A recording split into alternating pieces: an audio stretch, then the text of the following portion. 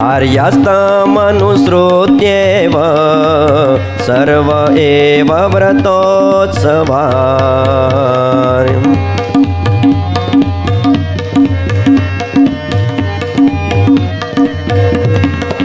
કાર્યાસ્તમનુસૃત્યેવ સર્વ એવ વ્રતોત્સવા.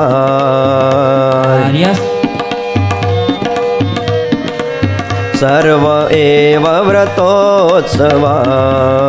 સેવારીતિશ્ચ કૃષ્ણસ્ય સેવારીતિશ્ચ કૃષ્ણસ્ય સેવારીતિશ્ચ કૃષ્ણસ્ય સેવારીતિશ્ચ કૃષ્ણસ્ય ગ્રાહ્યત દુદિતે વહિ ગ્રાહ્યત દુદિતે વહિ ગ્રાહ્યત દુદિતે વહિ ગ્રાહ્યત દુદિતે વહિ ગ્રાહ્યત દુદિતે વહિ ગ્રાહ્યત દુદિતે વહિ.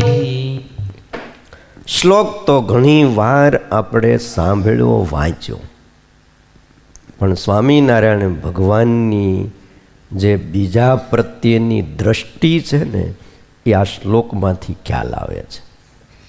પોતે પરાત પર પરબ્રહ્મ પુરુષોત્તમ નારાયણ છે, અક્ષરધામના અધિપતિ છે. એમની મોટપ કયા શબ્દમાં વર્ણવીએ, જેને વેદ નેતિ નેતિ કહીને ગાવે છે, જેના એક રોમના છિદ્રમાં અનેક બ્રહ્માંડો ઉડતા ફરે, આટલી જ એમની મોટપ છે.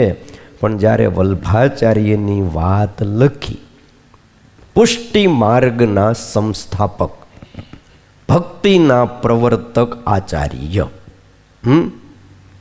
આ શબ્દ બીજા માટે નથી પ્રવર્તાયો. શું કીધું? સર્વ વૈષ્ણવ રાજ. તમે જોત ખરા, ખાલી એટલું કહી દેત ન હાલે કે વિઠ્ઠલનાથજી, વલ્ભાચાર્યના પુત્ર વિઠ્ઠલનાથજી. એમણે જે વ્રત અને ઉત્સવના નિર્ણય કર્યા છે એ પ્રમાણે અમારા આશ્રિતોએ વ્રત અને ઉત્સવો કરવા, અને વિઠ્ઠલનાથજીએ જે ભગવાનની સેવા કરવાની રીતિ કહી છે એ રીતિને ગ્રહણ કરવી. પણ શું લખ્યું? સર્વ વૈષ્ણવ રાજ. સર્વ વૈષ્ણવના રાજા જો કોઈ હોય ને, જેટલા પણ ભક્તિ માર્ગના પ્રવર્તક આ જગતમાં આચાર્યો થયા, ઋષિઓ થયા, એમાં સર્વથી શ્રેષ્ઠ જો ભક્તિના કોઈ પ્રવર્તક હોય તો એ છે વલ્ભાચાર્ય મહાપ્રભુ. ખાલી પ્રભુ નહીં, કેવો શબ્દ વાપર્યો છે એના માટે? મહાપ્રભુ શબ્દ વાપર્યો છે. અને વલ્ભાચાર્ય એ અગ્નિનો અવતાર હતા. કોનો અવતાર છે? અગ્નિનો. દેવકોટીમાં આવે. શેમાં આવે? દેવકોટીમાં. પણ છતાંય સ્વામિનારાયણ ભગવાન, તમે વિચાર તો કરો, એમના માટે કેટલો આદર ભાવ બતાવે છે અને કેટલો મહિમા એમના માટે વ્યક્ત કરે છે. આ બધાથી થતું નથી. સ્વામિનારાયણ ભગવાનની એ ઉદારતા છે. એ વલ્ભાચાર્ય એમના પુત્ર જે વિઠ્ઠલનાથજી થયા, એ વિઠ્ઠલનાથજી એ વિષ્ણુનો અવતાર હતા અને વલ્ભાચાર્ય એ અગ્નિનો અવતાર છે. આ ધરતી ઉપર જે આચાર્યો આવ્યા, પહેલાં જે આવે ને એ પડ છાંટવા આવે, અને પછી જે આવે ને એ ખેલ ભજવવા આવે. ઉદ્ધવ અવતાર રામાનંદ સ્વામી પહેલાં પડ છાંટવા આવ્યા, અને પછી સ્વામિનારાયણ ભગવાને આમ બધું બરાબર માણસો છટાઈ ગયું હોય, માણસો ભેગા થઈ ગયા હોય, પછી ખેલનો આરંભ થાય. થોડી વાત આપણે વલ્ભાચાર્ય મહાપ્રભુની જોઈ લઈ. પુષ્ટિ માર્ગના સંસ્થાપક વલ્ભાચાર્ય મહાપ્રભુ. હરિચરિત્રામૃત સાગર ગ્રંથ સ્વામિનારાયણ ભગવાનને સંબોધ્યો છે, આધારાનંદ સ્વામીએ લખ્યો છે, જેમાં ભગવાન સ્વામિનારાયણના ચરિત્રોની અને પ્રશ્નો ઉત્તરની બધી બહુ વાતો છે. ઝીંઝર ગામમાં સ્વામિનારાયણ ભગવાન પધાર્યા હતા. જેઠા શેઠ સ્વામિનારાયણ ભગવાનની પૂજા કરવા આવ્યા, થાળ ભરીને તે દી મેવા લાવ્યા અને શ્રીહરિની આગળ જેઠા શેઠે અર્પણ કર્યા. ત્યારે હાથ જોડીને શ્રીહરિએ એવું કીધું કે આપે અમને હાચા વૈષ્ણવ કર્યા. કોણ બોલ્યા? ઝીંઝરના જેઠા શેઠ એવું બોલ્યા કે હાચા અર્થમાં વૈષ્ણવ તો તમે કર્યા, બાકી અમે ખાલી છે ને કેવા માત્ર વૈષ્ણવ હતા. જગતમાં જે ખોટા થઈને ફરે છે, હકીકત વૈષ્ણવ નથી અને વૈષ્ણવ થઈને ફરતા હોય છે, પણ હવે અમને ઓળખાઈ ગયા છે. ઉપલક વૈષ્ણવનો વેશ લઈને પરસ્પર ઠગે છે અને ઉદર અને શિષ્ણની તૃપ્તિ કરે છે. નિયમ અને ધર્મનો જેમાં લેશ નથી રહ્યો અને ભોગ પ્રધાન સેવા પણ સમય સમય પ્રમાણે કરે છે. માટે મહારાજ, એ જે અમને આજે તમે વૈષ્ણવ કર્યા. બીજી વાત કરીએ, વલ્ભાચાર્ય બાલ પ્રભુની સેવા કરે છે. બાલ સ્વરૂપની સેવા એટલે કરે છે કે બાળક ઉપર સહેજે હેત થાય, અને બાળકમાં જેવું હેત થાય એવું મોટામાં નથી થતું. જે આચાર્યો થયા ને એની એક સમજણ હોય, એની એક દ્રષ્ટિ હોય છે. ઘણાને એમ થાય છે કે વલ્ભાચાર્ય બાલ સ્વરૂપની સેવા શું કામ કરે છે. બીજી વાત, બાલ સ્વરૂપે કપડાં પહેર્યા હોય કે ન પહેર્યા હોય છતાં પણ સુશોભિત જણાય. લાલાને તમે એક ખેસ ખંભે નાખી દો ને તો એ લાલો રૂપાળો લાગે. શું કેવું તમારું? પણ હવે મોટા હોય ને તમે ખાલી ખંભે ખેસ નાખી દો ને કે હાલો હવે,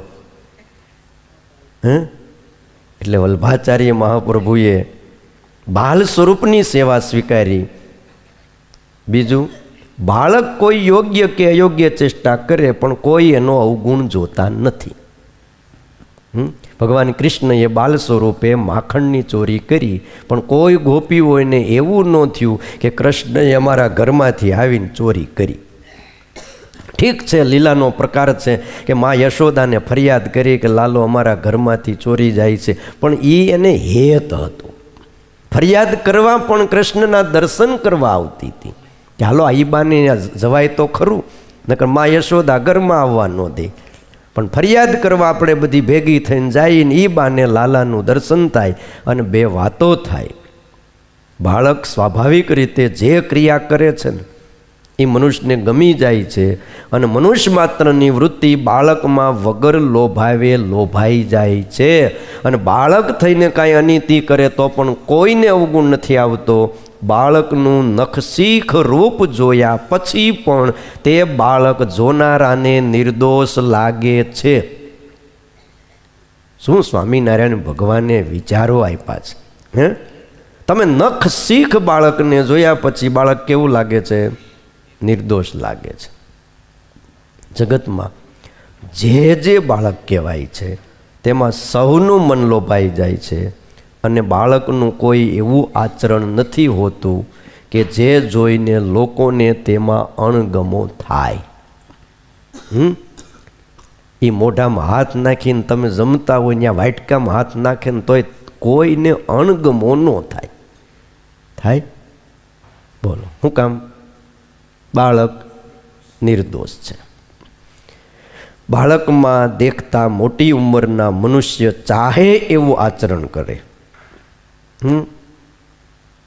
બીજાના દેખતા બાળક ગમે એવું આચરણ કરે, પણ બાળકને તેનો દોષ દેખાતો નથી.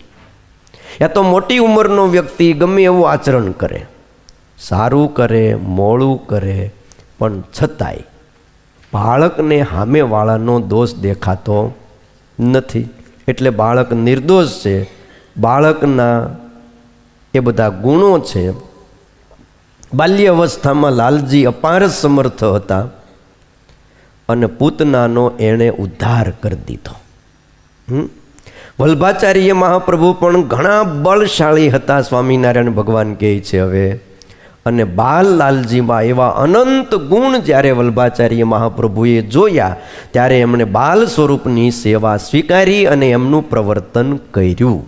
વિઠ્ઠલનાથજી અને ગોપીનાથજી આ બે વલ્ભાચાર્ય મહાપ્રભુના પુત્ર હતા અને બંને એકાંતિક વૈષ્ણવના એમ કહેવાય ને દાસત્વપણાના રહસ્યને પ્રકાશિત કરનારા હતા. તૈલંગ દેશમાં વલ્ભાચાર્ય મહાપ્રભુ એ ગુજરાતના નહોતા. તૈલંગ પ્રદેશમાં વિપ્રોમાં ગોસ્વામી નામે એક વિપ્રનો પ્રકાર છે. બ્રાહ્મણની પાછળ લાગે ગોસ્વામી. એક ગોસ્વામી નામનો બ્રાહ્મણોનો એક પ્રકાર છે.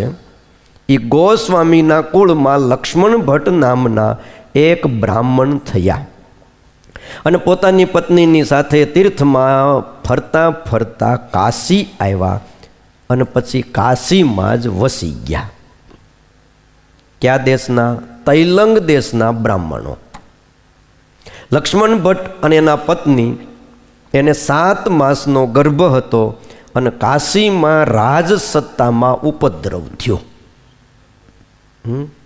એટલે લડાઈ, યુદ્ધ ચાલુ થઈ ગયું અને યુદ્ધમાં પ્રજા સુરક્ષિત નથી. કોઈ એમ માનતા હોય કે બાંધી લઈને લડી લઈને હરખું કરી દઈ, કોઈને શાંતિ નથી. નથી રાજાને, નથી સૈનિકોને કે નથી પ્રજાને.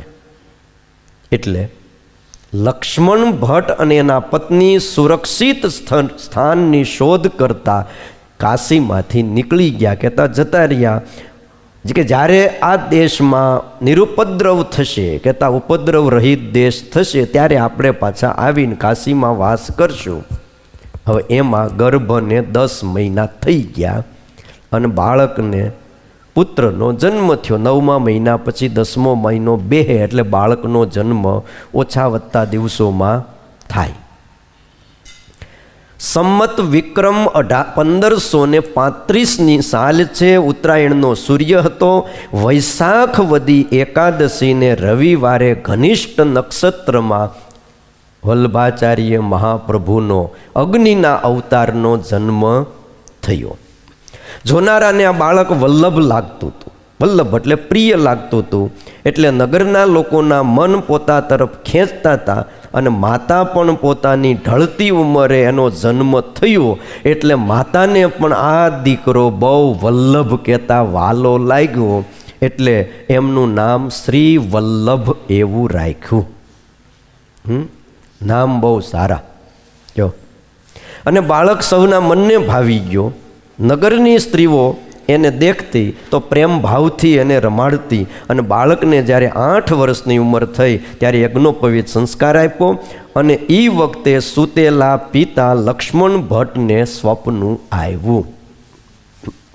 ભગવાન પુરુષોત્તમે ભવિષ્યમાં થવાની બધી જ વાત લક્ષ્મણ ભટ્ટને કરી કે તમારા આ પુત્ર સાધારણ નથી. સાક્ષાત અગ્નિનો અવતાર છે અને એથી સૌને પ્રિય લાગે છે. એના મારા જેવા અતિશય 2 રૂપાળા પુત્ર થશે. આમ કોણે કીધું? પુરુષોત્તમ નારાયણે કીધું. મારા જેવા 2 દીકરા આ રૂપાળા થશે. હે વિપ્ર, તમારું બહુ મોટું ભાગ્ય છે. ઘરબાર છોડીને તમે તીર્થમાં વાસ કર્યો છે. અગાઉ પણ અતિશય ભારે તપ કર્યું છે. અપાર યજ્ઞો કર્યા છે. આ બધાનું પૂર્ણ અત્યારે ઉદય થયું છે. કોઈ એવું ન માને કે આગળ પુણ્ય કર્યા વગર બધું જ આ જન્મમાં મળી જાય છે. આ વખતે જે મળ્યું છે આપણને એ ગત જન્મના પુણ્યનું ફળ છે. યજ્ઞ યાગાદિ કર્યા હોય, વ્રતાદિ કર્યા હોય, ઉપવાસો કર્યા હોય, ભજન કર્યું હોય, સાધુ સંતનો સમાગમ કર્યો હોય. વચનામૃત એમ કહે છે પૂર્વે પણ જેને મોટા પુરુષનો સંગ કર્યો હશે અને આજ પણ જેને મોટા પુરુષનો સંગ છે એને સત્સંગમાંથી હેત મટે નહીં. એને સત્સંગમાં ગમે એમ થાય, અપમાન થાય, કાઢી મૂકે, પણ હેત મટે નહીં. એનું કારણ કે એને પૂર્વજન્મમાં કોઈ મોટા પુરુષની સેવા છે. આજ તો ક્યાં કોઈ આપણી એવી કસોટી લે છે? બાકી એક ઋષિ કાળ હતો, તે એમનેમ તો કોઈ શિષ્ય તરીકે સ્વીકારતા નહોતા. આકરી કસોટીઓ હતી અને પછી વિદ્યા દેતા હતા, જ્ઞાન દેતા હતા, નહીતર એમ કે હાલતો હતા. આજ તો બહુ સારું છે, કાંઈ નથી, સુખે શીરો ખાઈને સત્સંગમાં રહેવાનું છે. બોલો. એટલે વાલા ભક્તજનો વાત કરતો હતો કે વલ્ભાચાર્ય મહાપ્રભુને દર્શન, લક્ષ્મણ ભટ્ટને દર્શન દીધા અને ભગવાને એવું કીધું કે તમારે ત્યાં મહારાજ અંશરૂપ 2 પુત્રો થશે. અને આનંદ બહુ થયો. ભગવાન એટલું કહીને અંતર્ધાન થઈ ગયા. થોડો સમય થયો, વિપ્રએ શરીર છોડી દીધું. પછી વલ્ભાચાર્યએ વેદો અને તત્વજ્ઞાનનો, શાસ્ત્રનો બધો અભ્યાસ કર્યો. થોડા જ સમયમાં શાસ્ત્રો ભણી લીધા, સમજી લીધા અને અજેય વિદ્વાન થયા. કોઈ જીતી શકે નહીં એવા. કારણ કે આ તો ભાઈ સાક્ષાત અગ્નિનો અવતાર. પણ એક આશ્ચર્ય લાગે, અગ્નિનું સ્વરૂપ છે ને એ આમ થોડું તેજ, પણ હૃદય જોવન વલ્ભાચાર્યનું ભક્તિથી રસ તરબોળ હૃદય વલ્ભાચાર્ય મહાપ્રભુનું. અને એના વગર ભક્તિનું પ્રવર્તન થાય નહીં. એટલે આપણે ઘણીવાર કોઈને ઉપરથી જોઈએ આમ અગ્નિ જેવા લાગતા હોય છે, પણ હૃદયમાં ડોક્યું કરીને ક્યારેક જોઈને તો ખબર પડે કે એ ઉપરથી અગ્નિ જેવા છે, પણ હૃદયથી તો બહુ નિર્મળ છે, કોમળ છે. પછી વિજયનગર આવ્યા છે, વિદ્યાનગર. ત્યાંના કૃષ્ણરાવ નામના રાજા હતા. મધ્વાચાર્યના વ્યાસ તીર્થ નામે સંન્યાસી અને બીજા જે માયાવાદી શાંકર મતના સંન્યાસીઓ એને શાસ્ત્રાર્થ કરવા માટે બોલાવ્યા. શાસ્ત્રાર્થ શરૂ થયો. એમાં માયાવાદી સંન્યાસીનો પક્ષ લઈને વિદ્યાથી સબળ થતો દેખાણો પક્ષ વ્યાસ તીર્થને દબાવવા લાગ્યા. વ્યાસ તીર્થ સાકારવાદી હતા અને આ શાંકર મતવાદી બધા નિરાકારવાદી હતા.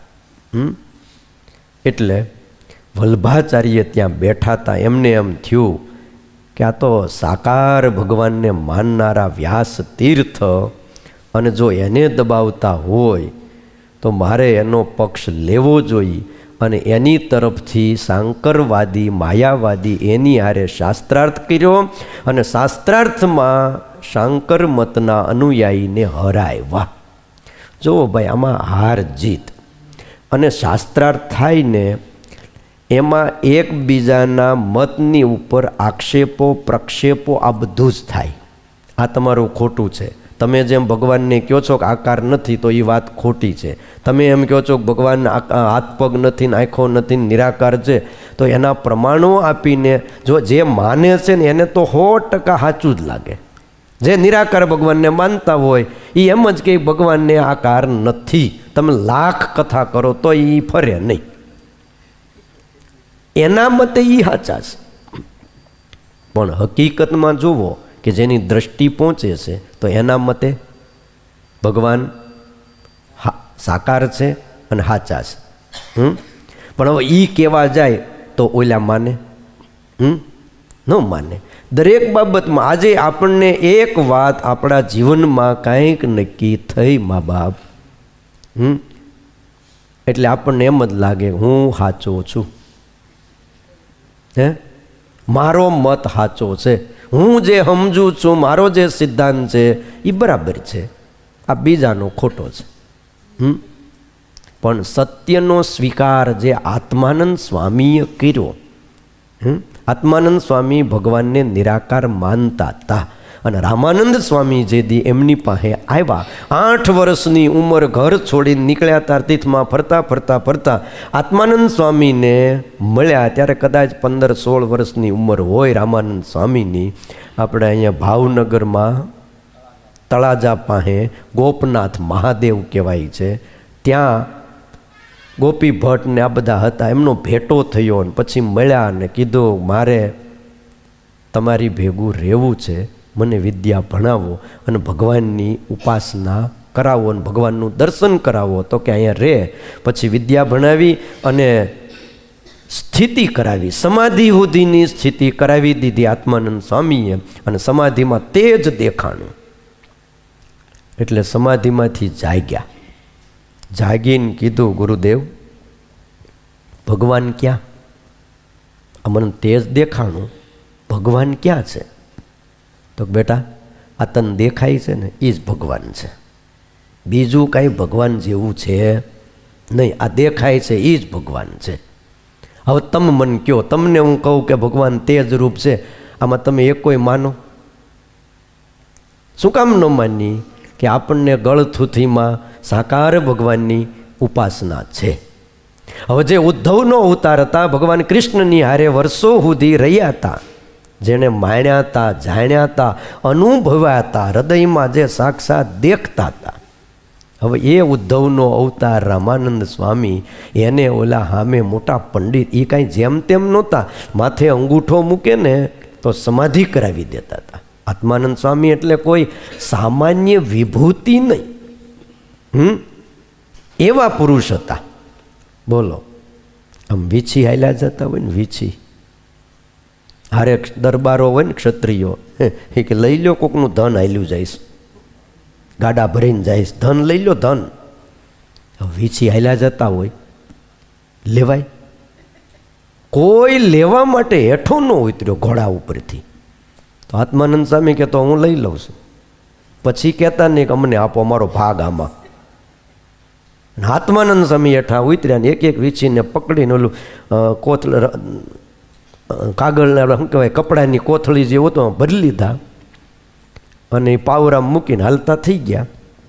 એક ઝાડ નીચે બધા તરીકે વિસામો ખાવા બેઠા અને ઓલી કોથળીઓ હતી એમ કરીને આમ ઠલવીને રાણી સિક્કા અંદરથી ઢગલો કર્યો હોના મોરનો. તે દરબારો કે ભણું આપણો ભાગ હો, આમાં ભાગ બકે. આત્માનંદ સ્વામી કે મેં તમને પહેલાં કીધું તું ધન હાલ્યું જાય છે, લઈ લ્યો, પણ તમે કોઈ લીધું નહીં, હવે આમાં તમારો ભાગ નહીં. ના, આપણો તો ભાગ પડે જ. હવે હું કરો તમે આમાં કયો?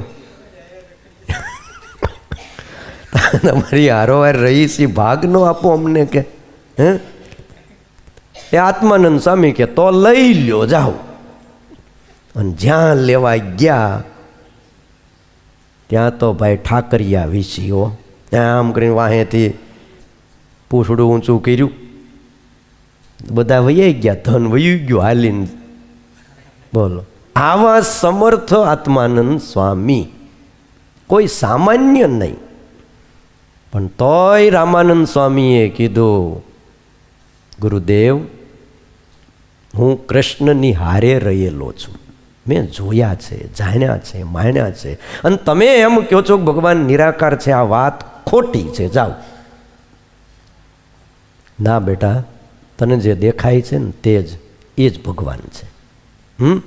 આકાર એમાં વિકાર હોય છે અને ભગવાન નિર્વિકાર છે, તેજોમય છે. એ વાત ખોટી છે. એક દિવસ ભગવાન સાકાર છે ને એ હું તમને બતાવીશ. આજ તો મારી ઉંમર નાની છે, પણ એક દિવસ તમને હું બતાવીશ કે ભગવાન સાકાર છે. એમ કહી આત્માનંદ સ્વામીને છોડીને જતા રહ્યા. બોલો, આટલું સમાધિ સુધી પહોંચાડ્યા તોય. એટલે મહારાજે કીધું કે આનો સંગ કરવો, આનો સંગ ન કરવો. ભાઈ આટલી ઊંચાઈ હોય તોય નો સંગ કરાય. ક્યાંક સમજણમાં કચાશ છે. પછી તો રામાનંદ સ્વામી શ્રીરંગ ક્ષેત્રમાં રામાનુજાચાર્યને મળ્યા. સ્વપ્નમાં એમને સાક્ષાત્કાર થયો અને એમના થકી દીક્ષા લીધી ને વિદ્યા ભણ્યા ને પછી પાછા આવ્યા અને આત્માનંદ સ્વામીની આરે શાસ્ત્રાર્થ કરીને આત્માનંદ સ્વામીને હરાવ્યા. અને આત્માનંદ સ્વામી એટલા પાછા ભગવદીય, જે ભલે નિરાકારવાદી હતા પણ સ્વીકારી લીધું કે રામાનંદ સ્વામી કહે છે એ સાચું છે. હું તો નહીં બદલી શકું, પણ પોતાના શિષ્યોને કીધું કે રામાનંદ સ્વામી કહે એમ કરજો, એની આજ્ઞામાં રહેજો. મારો તો સમયકાળ હવે પૂરો થઈ ગયો છે. નથી ઘણા કહેતા હવે પાછલી જિંદગીમાં હું કંઠી બાંધવી, હવે 2 બાપ નથી કરવા. એટલે ભાઈ 2 નહીં, 1 છે એ તો હરખા રાખો. હા, 2 બાપની વાત નથી, ભગવાન એક જ છે અને યુગે યુગે આ ધરતી ઉપર અવતાર લે છે.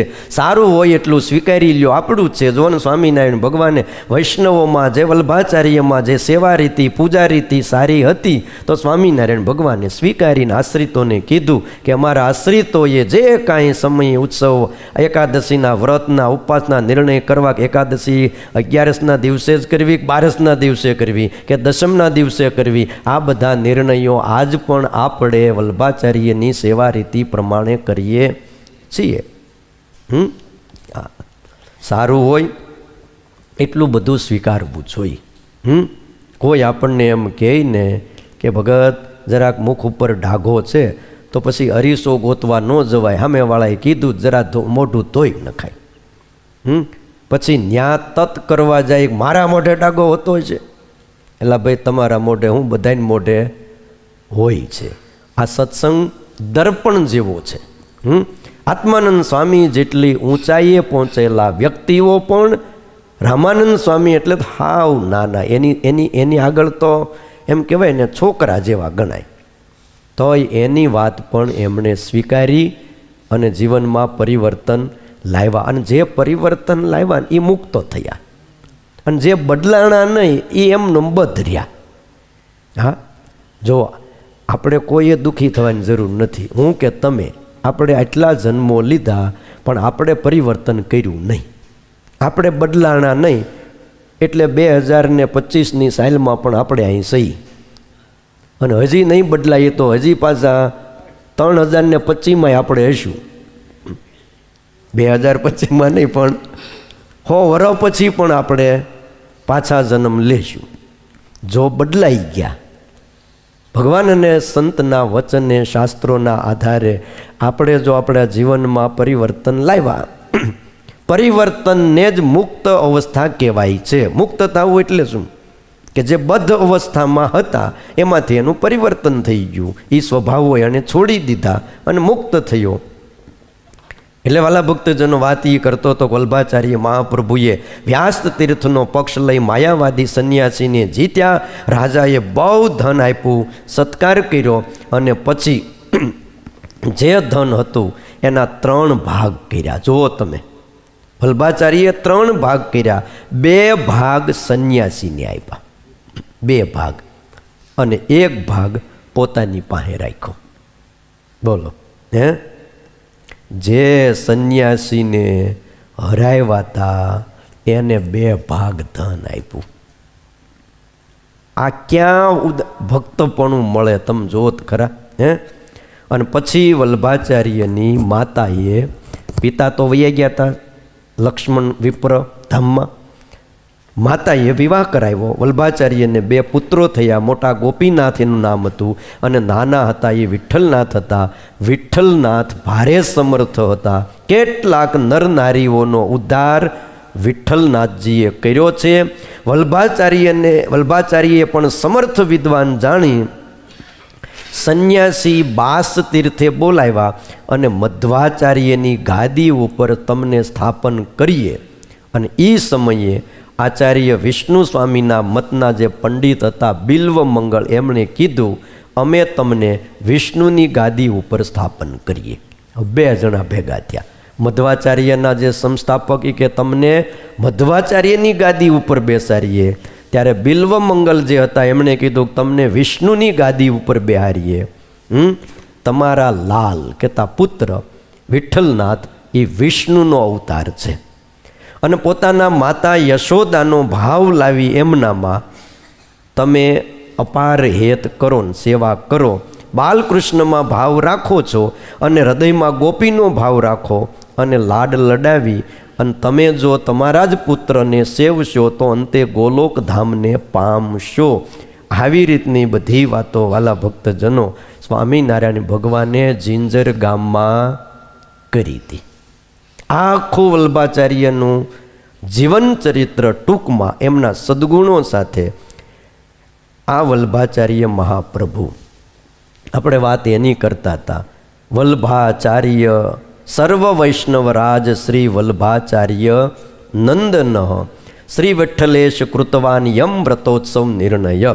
કહેવાનું એટલું છે કે વિઠ્ઠલનાથજીએ કરેલા વ્રત અને ઉત્સવના નિર્ણય પ્રમાણે અમારા આશ્રિતોએ વ્રત અને ઉત્સવ કરવા. વિઠ્ઠલનાથજીના ઉત્સવ વ્રત અને ઉત્સવના નિર્ણય પ્રમાણે. પણ ત્યાં આગળ નામ જોડ્યું કોનું? એ વિઠ્ઠલેશ કોણ? વિઠ્ઠલનાથજી કોણ? તો કે વલ્ભાચાર્ય નંદન, એટલે વલ્ભાચાર્યના પુત્ર. અને વલ્ભાચાર્ય એટલે કેવા? તો કે સર્વ વૈષ્ણવના રાજા એવા વલ્ભાચાર્ય. કેટલો આદર ભાવ છે! વૈષ્ણવો જો ક્યારેક સ્વામિનારાયણ ભગવાનની લખેલી શિક્ષાપત્રી વાંચે ને તો એમને ખબર પડે કે સ્વામિનારાયણ ભગવાને વલ્ભાચાર્યના કેટલા ગુણ ગાયા છે અને એમની સેવા રીતિને પણ સ્વીકારી છે. એકવાર જગન્નાથપુરી ગયા હતા વલ્ભાચાર્ય મહાપ્રભુ. ભક્તિના પ્રવર્તક, વ્રત ઉપાસના કરનારા. બરાબર એકાદશીનો દિવસ, અને ત્યાં જઈને ભગવાન આગળ આમ હાથ જોડી આમ હાથ રાખ્યો હોય છે, આમ પગે લાગવા ગયા, આમ કરવા ગયા. અને ઓલા બ્રાહ્મણોએ જાણી જ હોય એ કે આજે એકાદશી છે અને આ આચાર્ય વલ્ભાચાર્ય કે મૂળ તો દ્રવિડ દેશમાં મૂળ ત્યાં એ બાજુ જ એના માત પિતાના સંસ્કારો અને લોહીના ગુણ તો બધા એ જ રહે, ભાષા પણ એ રહે, એટલું સમજી રાખજો. થોડો ઘણો ફેરફાર થાય પણ બોલે એટલે ખબર પડી જાય. આપણી ગુજરાતી ભાષા બહારનો કોઈ પણ આવીને બોલે એટલે આપણને ખબર પડી જાય કે આ આપણો ગુજરાતી નથી. હા, ખબર પડે કે ન પડે? પડી જ જાય. અમુક શબ્દો આવી આમ હાથ રાખી અને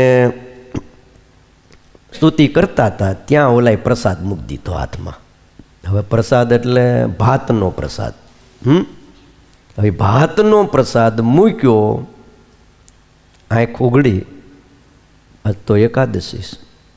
બ્રાહ્મણો ફરતા વીટળાઈને ઊભા રહી ગયા. જો પ્રસાદ ન ખાય તો આજે પ્રસાદનું અપમાન કર્યું તો આપણે જે કરવું છે એ કામ કરી લેવાનું. ઘણાને શું છે, બાંધવું જ હોય. હા, ખરેખર તમને કહું, ગમે એ નિમિત્ત ઊભું કરીને કાંઈક ઝઘડો કરવો જ હોય એટલે શું કરવું? એટલે વલ્ભાચાર્ય મહાપ્રભુએ પ્રસાદની સ્તુતિ શરૂ કરી. સાંજના સમયે દર્શન કરવા ગયા હતા. આમ તો એકાદશી પૂરી થવા, પણ તોય એમ તો પૂરી ન થાય બાર પહેલાં તો. સ્તુતિ ચાલુ કરી એક શ્લોક, 2 શ્લોક, 3 શ્લોક પ્રસાદના મહિમાના હવાર સુધી શ્લોક બોલ્યા. આમનો હાથમાં પ્રસાદને જગન્નાથજીની આગળ ઊભા રહી ગયા અને સ્તુતિ કરતા હોય, કોઈ પ્રાર્થના કરતા, એમ તો ન કહેવાય કે તમે બંધ થાવ પ્રસાદ લઈ લો. આપણે જમવા બેઠા હોય ને કોઈ શ્લોક ઉપર શ્લોક મંડે બોલવા, જો તો આપણે ખમવું પડે કે ભાઈ ના, ભગત શ્લોક બોલે છે, ભલે બોલતા. હવાર પડી ગયું અને એમને ઊભા પ્રસાદ લઈ લીધો. એકાદશી પૂરી થઈ ગઈ. ત્યારે બ્રાહ્મણોએ દંડવટ કર્યા. ધન્ય છે તમને વલ્ભાચાર્યજી, ધન્ય છે, અમે તમારી કસોટી કરવા માટે પ્રસાદ દીધો તો કે તમે પ્રસાદ લ્યો છો કે એકાદશીનો ભંગ કરો છો, પણ તમે સાચા વૈષ્ણવ છો. સ્વીકારવું પડ્યું જગન્નાથપુરીમાં.